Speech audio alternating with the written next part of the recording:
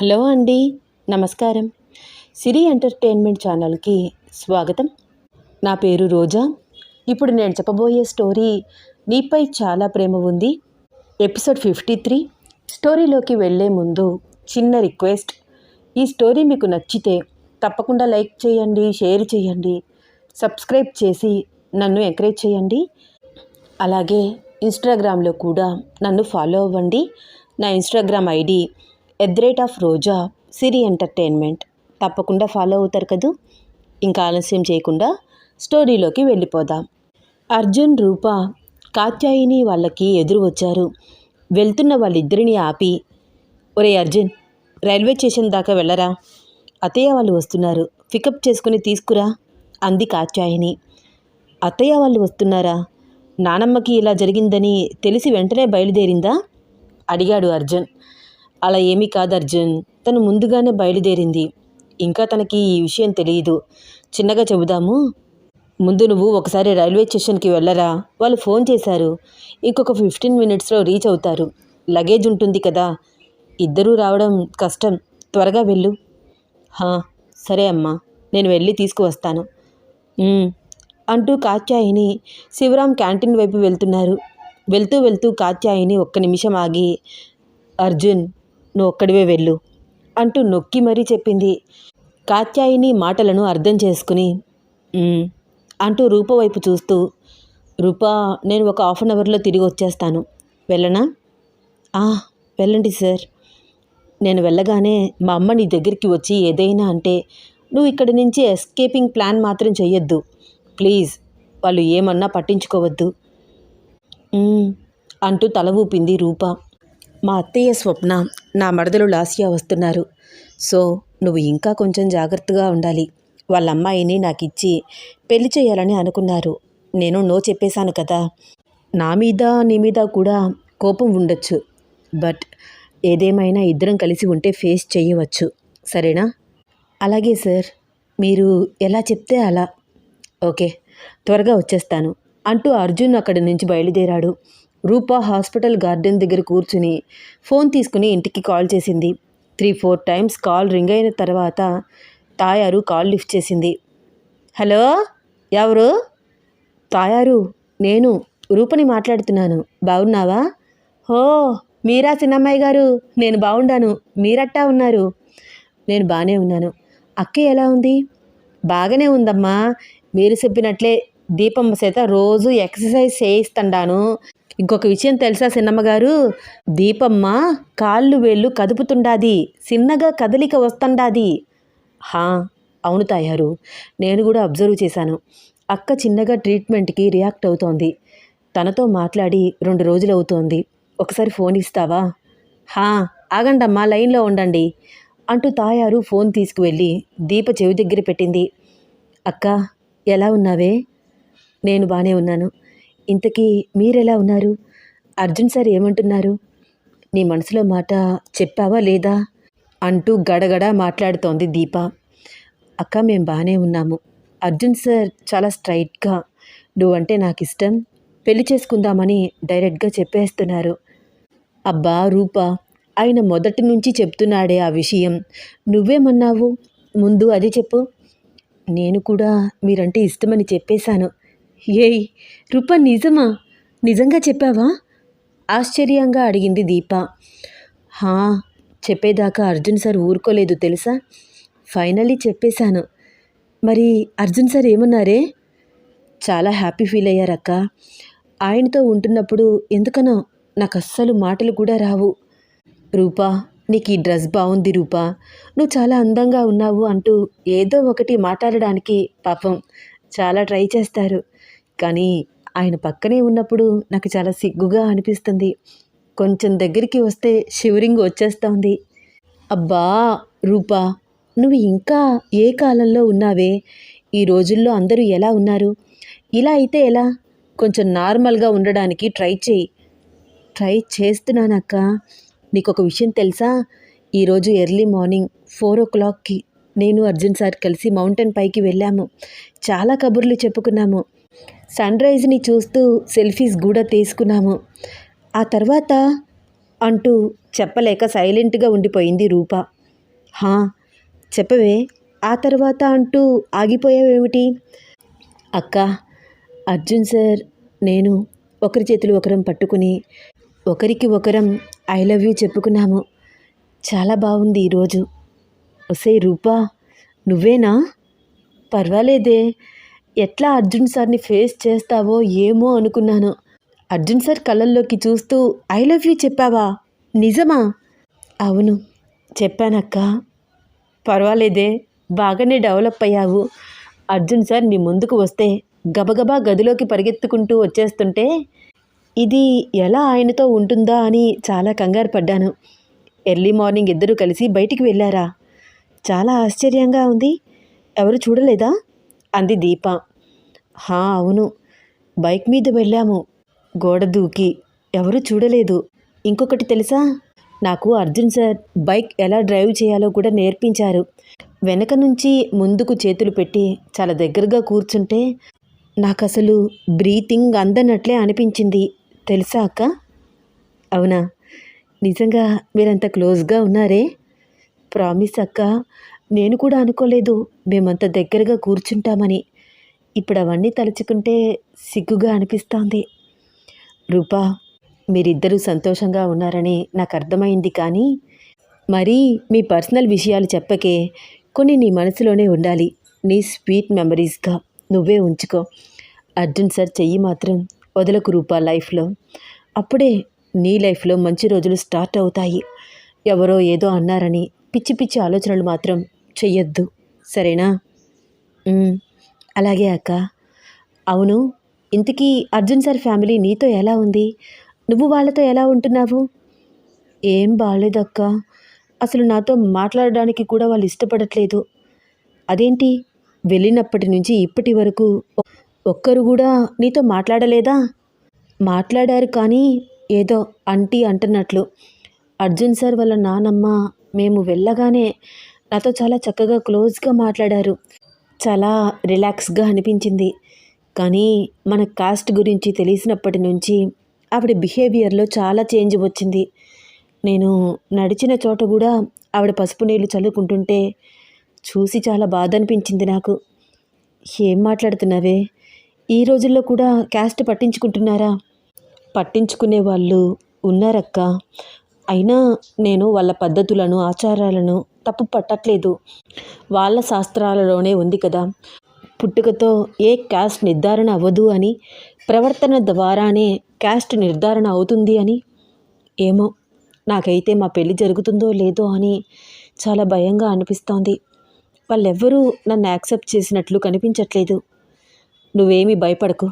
ఇంతకీ అర్జున్ సార్ ఏమంటున్నారు?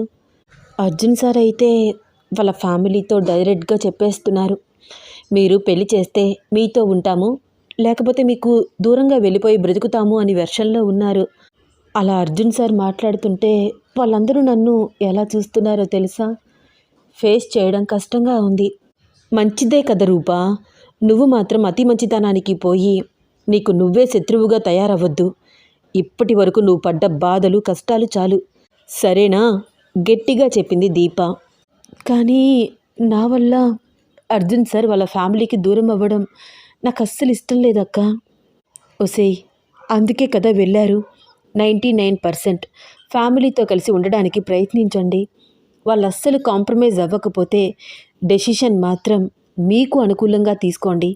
ఎందుకంటే జీవితాంతం కలిసి ఉండాల్సింది మీ ఇద్దరు, ఫ్యామిలీ అంతా కాదు, సరేనా?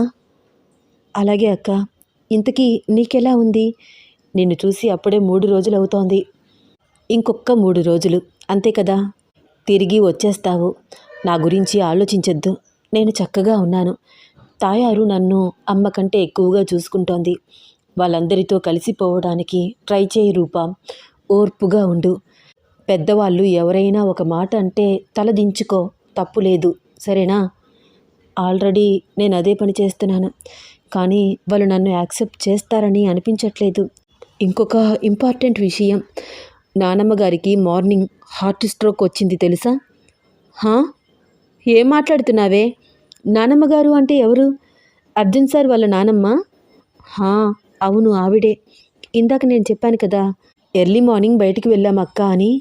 తిరిగి ఇంటికి వచ్చేసరికి ఆవిడ పడిపోయి ఉన్నారు. అస్సలు కదలిక లేదు. నాకైతే బ్రెయిన్ పనిచేయలేదక్కా. ఒసేయ్, ఇంతకీ ఆవిడకిప్పుడు ఎలా ఉంది? ముందు అది చెప్పు. She's fine. హాస్పిటల్లో అడ్మిట్ చేశాం. ట్రీట్మెంట్ జరుగుతోంది. ఐసీయూ వార్డులో ఉన్నారు.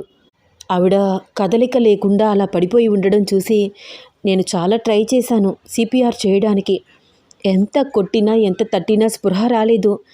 బ్రీతింగ్ ఇచ్చిన తర్వాత ప్రాణం నిలబడింది అంటూ జరిగింది మొత్తం క్లియర్గా చెప్పి అర్జున్ వాళ్ళ అత్తయ్యని మరదల్ని తీసుకురావడానికి వెళ్ళాడు అని చెప్పింది రూప.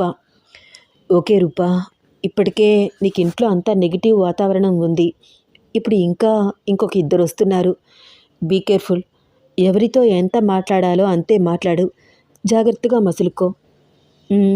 సరే అక్క, ఉండనా మరి. ఫోన్ పెట్టేసి తన ఫోన్కి అప్పుడే వచ్చిన మెసేజెస్ అన్నీ చెక్ చేస్తోంది రూప.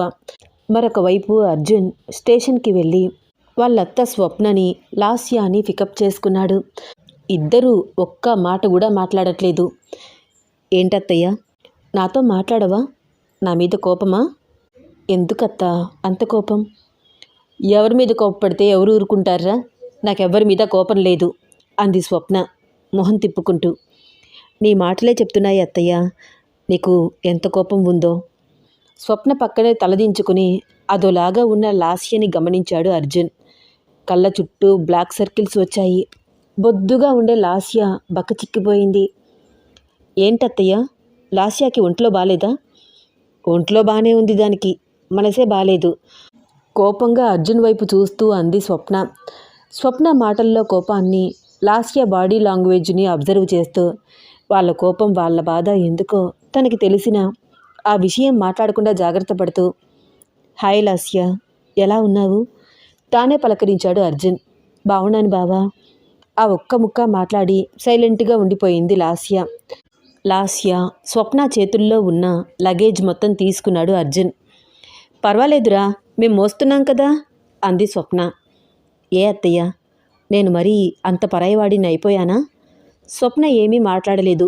లగేజ్ మోస్తూ ముందుకడుగులు వేస్తున్న అర్జున్ వెనకాలే సైలెంట్గా నడుస్తున్నారు ఇద్దరు. అయినా నువ్వొచ్చావేంట్రా స్టేషన్కి? డ్రైవర్ లేడా?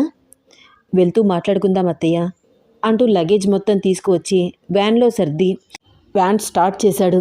వెళ్తున్న దారంతా నిశ్శబ్దం. ఒరేయ్, ఎక్కడికి తీసుకెళ్తున్నావు?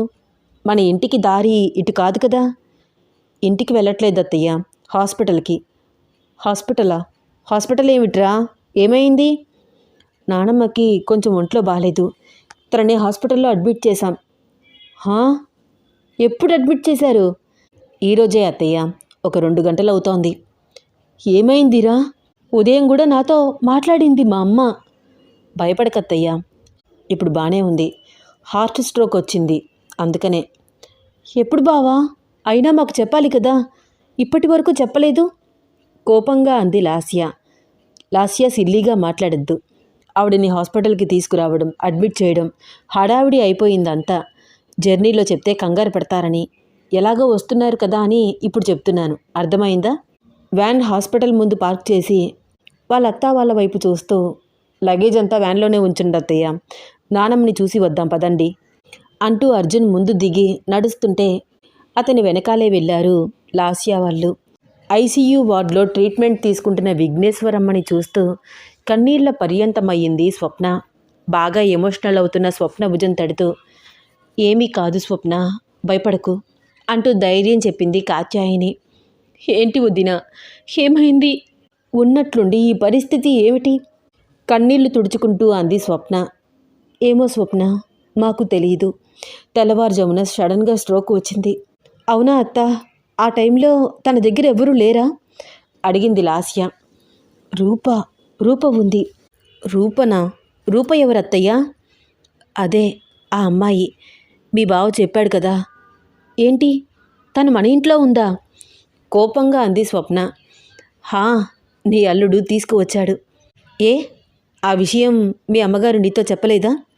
లేదు, చెప్తే ఇక్కడి వరకు ఎందుకు వచ్చేవాళ్ళం అంటూ కళ్ళతోనే చుట్టూ చూస్తోంది. తను ఇక్కడ లేదు స్వప్న, హాస్పిటల్ గార్డెన్ దగ్గర ఉంది. ఇంతకీ అమ్మకి స్ట్రోక్ వచ్చినప్పుడు అక్కడ తను ఎందుకుంది? ఏమో నాకు తెలియదు స్వప్న.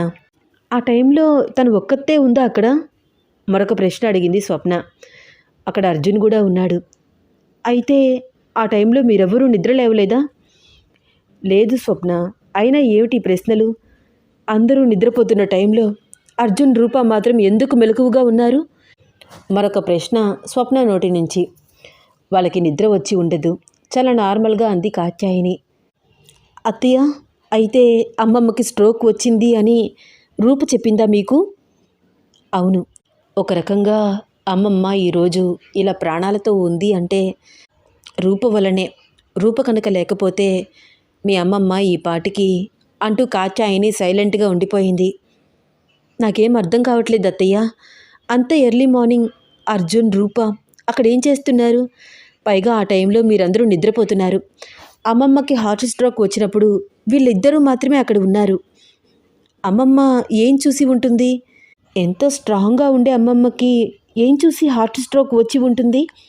డౌట్గా అంది లాస్య కాత్యాయినితో. అసలే కాత్యాయినికి రూపం మీద పాజిటివ్ ఒపీనియన్ లేదు. ఇప్పుడు స్వప్న, లాస్య మాటలతో మరింత నెగిటివ్గా ఆలోచిస్తోంది కాత్యాయిని. అవును కదా, నేనెందుకు ఇలా ఆలోచించలేదు? స్వప్న, లాస్య చెప్పింది కూడా నిజమే. అత్తయ్య గారికి 70 ఏళ్ళు పైనే. షుగరు, బీపీ లాంటివి ఏమీ లేవు. ఉన్నట్లుండి హార్ట్ స్ట్రోక్ రావడం ఏమిటి? పైగా అర్జున్, రూప అంత ఎర్లీ మార్నింగ్ అక్కడేం చేస్తున్నారు? ఇద్దరు ఎందుకు మెలకువగా ఉన్నారు? తనలో తానే ఆలోచిస్తోంది కాత్యాయిని. అర్జున్కి తోడుగా ఇప్పుడు అర్జున్ వాళ్ళ నాన్న కూడా ఆ పిల్లకే సపోర్ట్ చేస్తున్నారు. ఇప్పుడు నేనేం మాట్లాడినా నా మీదకి రివర్స్ అయిపోతారు ఇద్దరూ కలిసి. అత్తయ్య గారికి స్పృహ వస్తే తప్ప ఏం జరిగిందో తెలుసుకోవడం కష్టం. అప్పటి వరకు నేను మాట్లాడకుండా ఉండడమే మంచిది అని శివరాం వైపు, అర్జున్ వైపు మార్చి మార్చి చూస్తూ తనలో తానే అనుకుంటోంది కాత్యాయిని. అమ్మని ఇలాంటి పరిస్థితుల్లో చూడలేకపోతున్నాను వదినా. నా వల్ల కావట్లేదు. ఇలా అయితే ఎలా? ఒక్కరోజు హాస్పిటల్లో ఉంటే చాలన్నారు. మైల్డ్ స్ట్రోక్ అంతే. రేపు ఇంటికి తీసుకువెళ్ళిపోవచ్చు. ఇంతకీ మీరు ఉదయం నుంచి ఏమైనా తిన్నారా లేదా? అడిగింది కాత్యాయిని. లేదు వదినా. ముందు మీరిద్దరూ ఇంటికి వెళ్ళండి, ఫ్రెష్ అప్ అవ్వండి. నేను అర్జున్తో చెప్తాను మిమ్మల్ని ఇంటి దగ్గర డ్రాప్ చేయమని అంటూ కాత్యాయిని అర్జున్ ఎక్కడ ఉన్నాడా అని చుట్టూ చూస్తోంది. ఏంటత్తయ్యా, బావ కోసం వెతుకుతున్నావా? హా, ఇప్పటి వరకు ఇక్కడే ఉన్నాడుగా. అదిగో అక్కడ ఉన్నాడు, అటువైపు వెళ్తున్నాడు అంటూ గార్డెన్ వైపు చూపించింది లాస్య. దూరంగా కూర్చుని ఫోన్ మాట్లాడుతున్న రూప, తన వైపే వెళ్తున్న అర్జున్. కాత్యాయినికి ఏం మాట్లాడాలో అర్థం కాలేదు. అత్తమ్మ, ఆ అమ్మాయినేనా బావ ఇష్టపడింది? అడిగింది లాస్య. హా, అవును. దూరం నుంచి సరిగ్గా కనిపించట్లేదు వాళ్ళు. చూసి వస్తాను అంటూ లాస్య కూడా గార్డెన్ వైపుకి వచ్చి వాళ్ళని డిస్టర్బ్ చేయకుండా కాస్త దూరం నుంచి వాళ్ళని అబ్జర్వ్ చేస్తోంది. పర్వాలేదు అక్క, బాగానే ఉంది. నీ టేస్ట్ బాగుంది బావా. దేనికైనా అదృష్టం ఉండాలి. నువ్వు చాలా అదృష్టవంతుడివి బావా. నువ్వు కావాలనుకున్న అమ్మాయి నీ లైఫ్లోకి వచ్చింది. మీరిద్దరూ ఒకరిని ఒకరు ఇష్టపడుతున్నారు. కానీ నాకే ఆ అదృష్టం లేదు. నువ్వంటే నాకు చాలా చాలా ఇష్టం. ఎంత ఇష్టం అంటే కళ్ళు మూసుకుంటే చాలు నువ్వే కనిపిస్తున్నావు. కానీ నీకు నేనంటే అస్సలు ఇష్టం లేదు. పైగా మొహం మీదే చెప్పేశావు. లాస్యని చిన్నప్పటి నుంచి చూస్తున్నాను. తనని ఒక చెల్లెలిలాగా చూశాను తప్ప నాకు అలాంటి ఆలోచన లేదు అని. ఇంకా నీ మీద ఆశలు పెంచుకోవడం నాదే తప్పవుతుంది. నేను మర్చిపోవాలని అనుకుంటున్నాను, కానీ నా వల్ల కావట్లేదు. పిచ్చిదాన్ని అయిపోతున్నాను.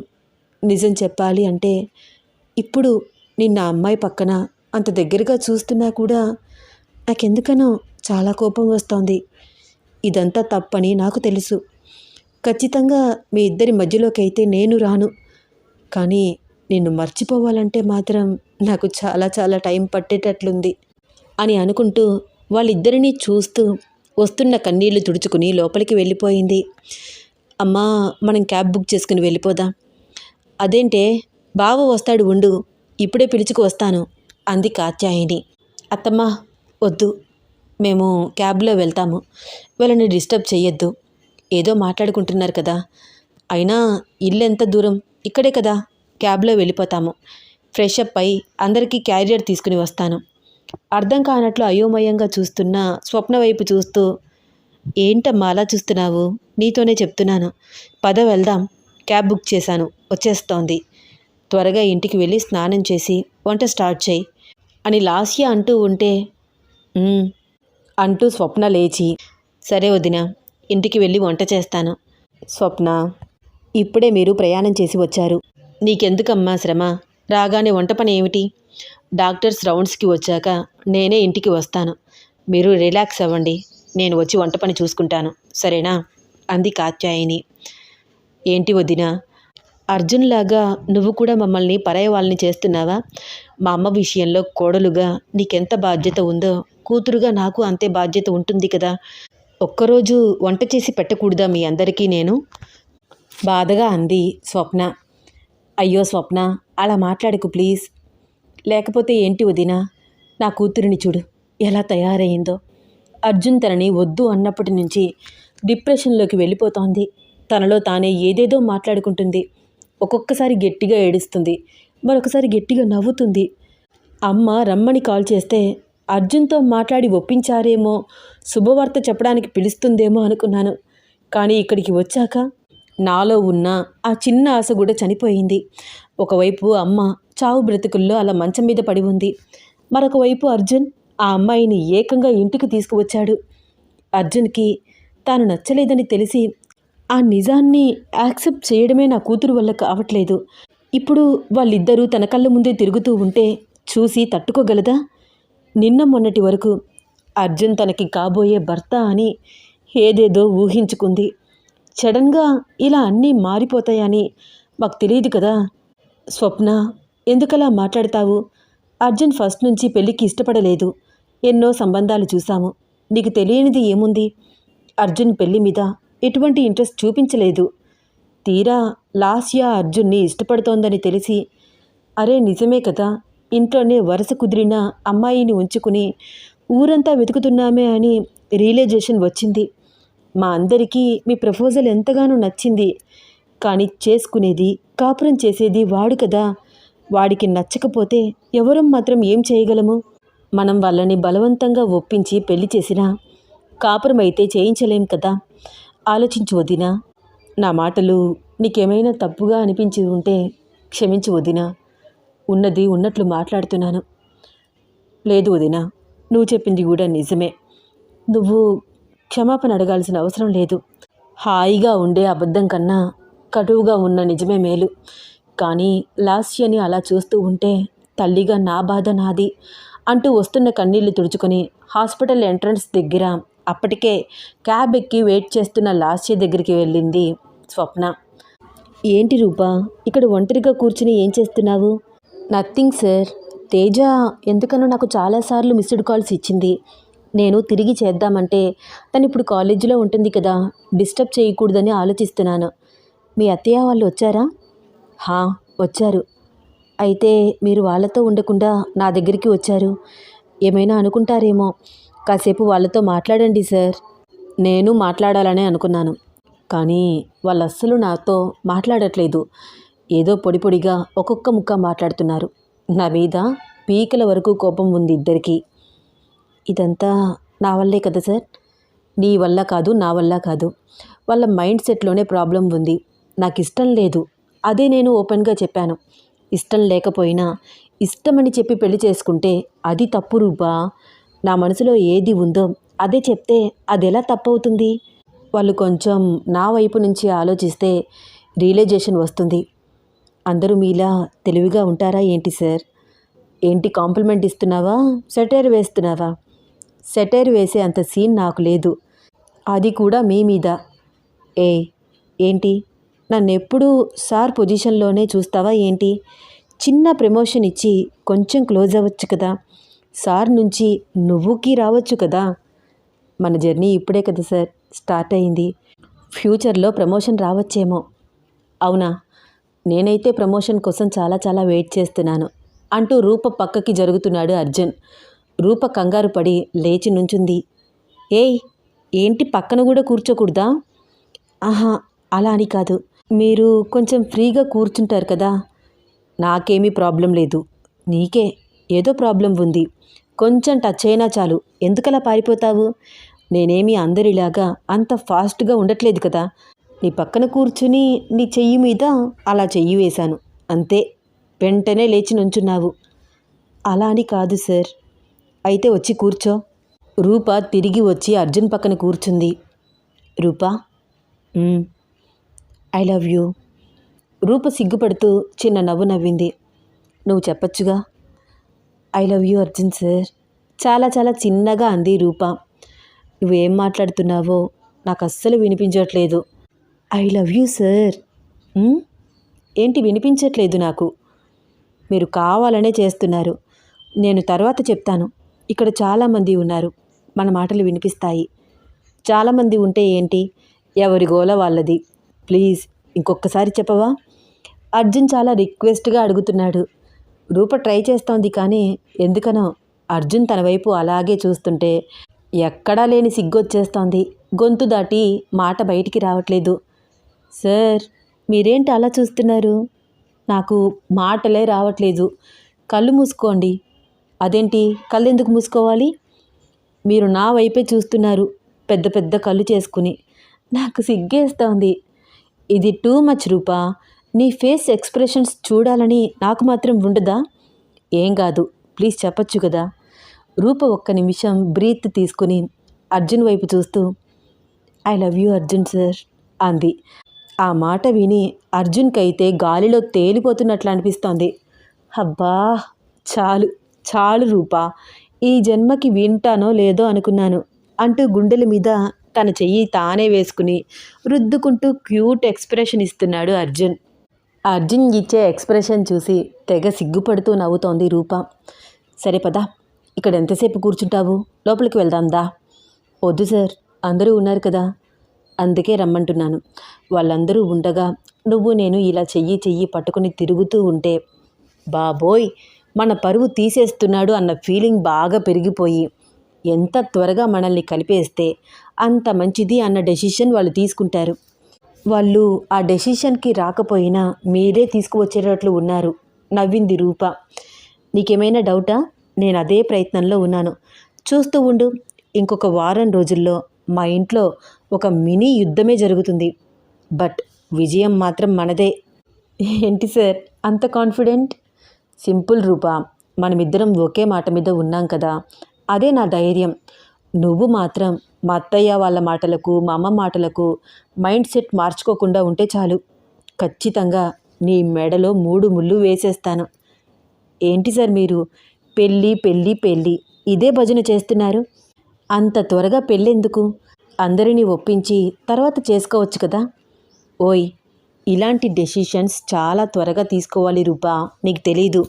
లేకపోతే ఎమోషనల్ బ్లాక్మెయిల్ చేయడానికి కూడా పేరెంట్స్ వెనకాడరు.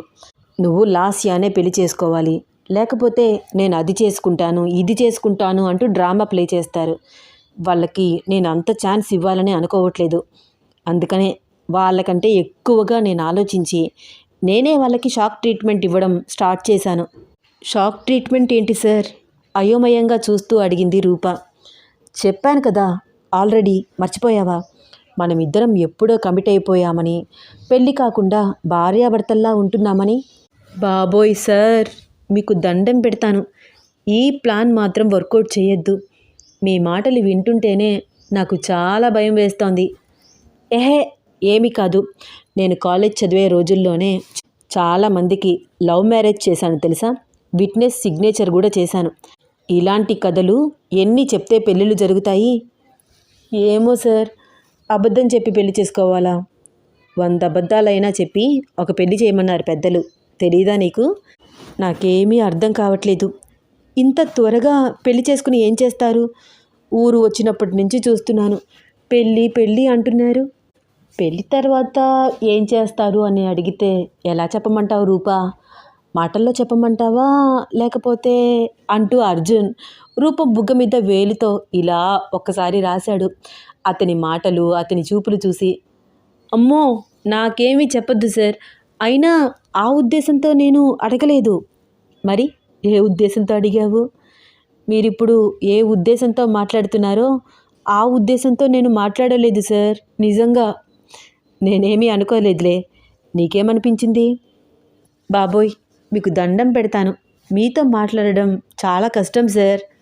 నాకైతే మీతో మాట్లాడడం చాలా చాలా ఇష్టం. అవునా? హా, అవును. మనం హాస్పిటల్ గార్డెన్లో ఉన్నాము. లోపల ఐసీయూలో మీ నాన్నమ్మగారు ట్రీట్మెంట్ తీసుకుంటున్నారు. మీరిక్కడ నాతో ఇలా మాట్లాడుతున్నారు. ఏమైనా బాగుందా? అయితే ఏం చేయమంటావు? నానమ్మ బయటికి వచ్చే వరకు సైలెంట్గా మౌనవ్రతం చేయమంటావా? అలా అని కాదు సార్. మనం ఇలా మాట్లాడుకోవడం ఎవరైనా వింటే అస్సలు బాగోదు కదా. ఎవరింటారు? అయినా నువ్వు చాలా స్లోగా ఉన్నావు రూపా. ఈ రోజుల్లో నీలాగా ఎవరు ఉండరు. ఒక ముద్దు ముచ్చట ఏమీ లేవు. పెద్దవాళ్ళలాగా మాట్లాడతావు. నేను కొంచెం దగ్గరికి వచ్చినా పారిపోతూ ఉంటావు. ఇలా అయితే పెళ్ళయ్యాక నువ్వు నన్ను బాగా ఏడిపిస్తావేమో. ఇన్నోసెంట్గా ఫేస్ పెట్టి అన్నాడు అర్జున్. అర్జున్ ఫేస్ ఎక్స్ప్రెషన్స్ చూసి కిలకిలా నవ్వింది రూప. ఎందుకు నవ్వుతున్నావు అంటూ తాను కూడా నవ్వుతూ, నిజంగానే ఏడిపిస్తావా ఏంటి కొంపతీసి అన్నాడు అర్జున్. ఎందుకు ఏడిపిస్తాను సార్? అయినా ఎప్పటికైనా నేను మీ దానిని అర్జున్ కళ్ళలోకి చూస్తూ అంది రూప. అబ్బా రూపా, నువ్వు అలా అంటుంటే మనసుకి ఎంత హాయిగా ఉందో. నువ్వు నా పిల్లవి. ఈ ఫీలింగ్ వర్ణించడానికి మాటలే లేవు. నేనైతే మన పెళ్ళి ఎప్పుడెప్పుడు అవుతుందా, ఎప్పుడెప్పుడు మేడం గారు సిగ్గుపడకుండా వచ్చి ముద్దిస్తారా అని వెయిట్ చేస్తున్నాను. రూప వైపు చూస్తూ అన్నాడు అర్జున్. రూప బుగ్గలు ఎర్రగా అయిపోయాయి. సిగ్గుతో కనురెప్పలు వాలిపోతున్నాయి. వాళ్ళిద్దరూ అలా క్లోజ్గా మాట్లాడుకుంటూ ఉండగానే శివరాం వాళ్ళని అబ్జర్వ్ చేస్తూ చిన్నగా వాళ్ళ వైపు వస్తున్నాడు. ఈ స్టోరీలో నెక్స్ట్ టైం అవుతుంది తెలుసుకోవాలని ఉందా? అయితే వచ్చే ఎపిసోడ్ కోసం వెయిట్ చేస్తూ ఉండండి. ఈ స్టోరీ మీకు నచ్చితే తప్పకుండా లైక్ చేయండి, షేర్ చేయండి, సబ్స్క్రైబ్ చేసి నన్ను ఎంకరేజ్ చేయండి. అలాగే ఇన్స్టాగ్రామ్లో కూడా నన్ను ఫాలో అవ్వండి. నా ఇన్స్టాగ్రామ్ ఐడి @రోజా సిరి ఎంటర్టైన్మెంట్. తప్పకుండా ఫాలో అవుతారు కదూ. ఉంటానండి. ధన్యవాదాలు.